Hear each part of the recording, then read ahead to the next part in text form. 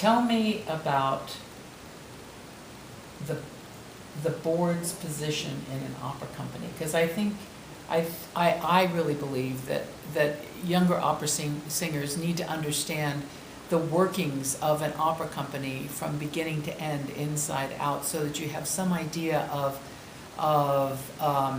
you know, the money structure and the financial situation and how the company really works. What are the working parts of it that aren't just the theatrical part.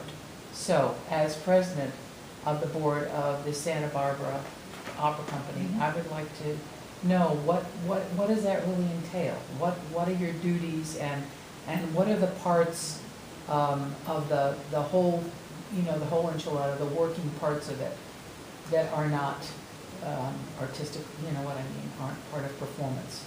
I think that I can speak only for Opera Santa Barbara because it's the only board of an opera company I've been on, but and I think this applies more to a smaller company. So what I'm going to say wouldn't apply to the Metropolitan Opera or wouldn't apply to the Los Angeles Opera. Wonderful. It does apply to those smaller opera companies where most wonderful opera singers are singing. Yes, that's another great point, is to remember that you may have dreams of singing at the Met, but here's an opportunity to know about where you might get your foot in the door, the first companies, where you start building your career. This is the important part here. I think I'm going to start with some of the things that would affect the singers themselves a little more. Good. Board of directors are usually people, and hopefully are people who are very passionate about the art form of opera. Good.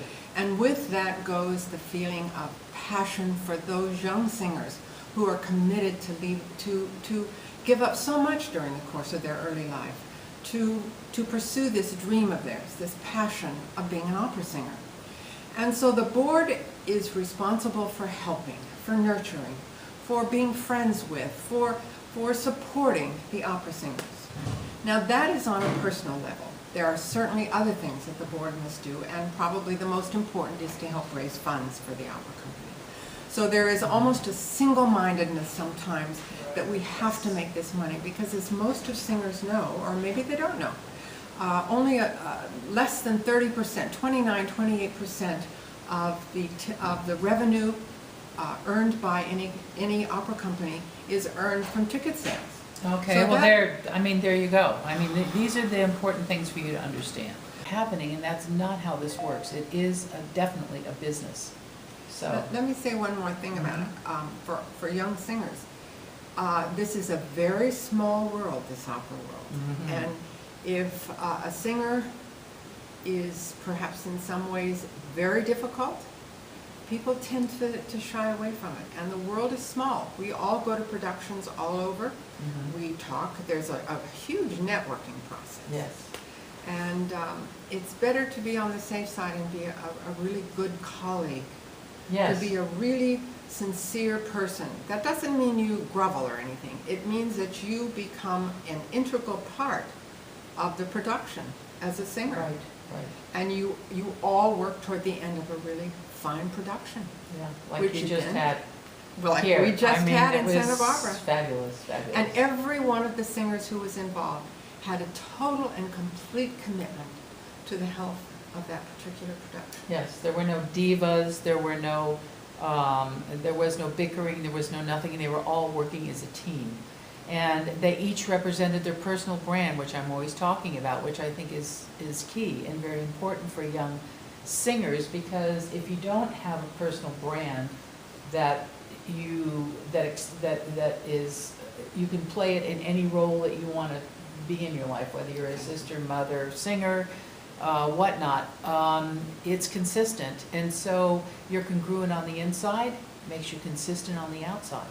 And I think that that's partly what makes you a great colleague. It allows you to be who you are. You don't have to be any different. You maintain your sense of humor. You have fun when it's appropriate. You're serious and work hard and focused when the time comes. And, you know, I think that that's all very important. Also, it's a huge part of the lives of a singer.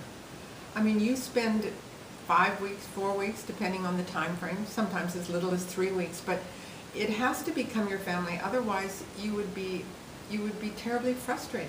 Yes. You have to enjoy what you're doing. One other thing I wanted to mention, Yeah. because Opera Santa Barbara's chorus has been under a lot of change. We've gone from a strictly amateur chorus to now a fully professional chorus. And I want to say that it never is bad for your career to be in a really good chorus, opera chorus. Agreed. Especially when you're young. Yes. It gives you the opportunity to see how a real professional company works. Yes. You meet the stage directors, you meet the conductors, you work with other singers. It gives you a feeling of how the camaraderie works in an opera Yes, company. very definitely. And I don't think that one ever needs to worry about being stuck or thought of only as a chorus member.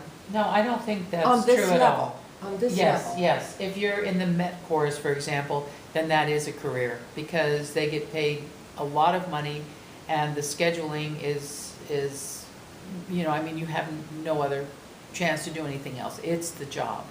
But at this level, I think the regional level is a wonderful place for younger singers to kind of try something out and without the full responsibility of a role, you're still involved in an opera and you have a chance to talk to the leading singers that are doing the leading roles and ask them questions and see how they behave and see the questions that they may bring up to the stage director or the conductor or whatever. And it helps you learn and grow. I mean, experience is the best teacher in this. Once you're at a certain level, vocally, and you're ready to pursue a career. It can be used like a master class. Yes, absolutely. And there's a vast amount of wealth to be learned from Yes, that. I agree. Let me go back just a minute to the business part of an opera company. Happily. Carol mentioned how opera has to be treated as a business, and it does. From both sides, both from the singer, who must negotiate contracts, Yes. know how much you're worth, and stick by your guns. Yes, Because it's a bartering situation. absolutely. I have what you want, you have what I want. Right. So somewhere you come together in the meeting of the minds, and then you move on to the performances, Yes. the productions. But opera companies do have to make money in order to do the artistic side, which is why we're all here. Yes. And sometimes it's hard to keep your nose remembering that.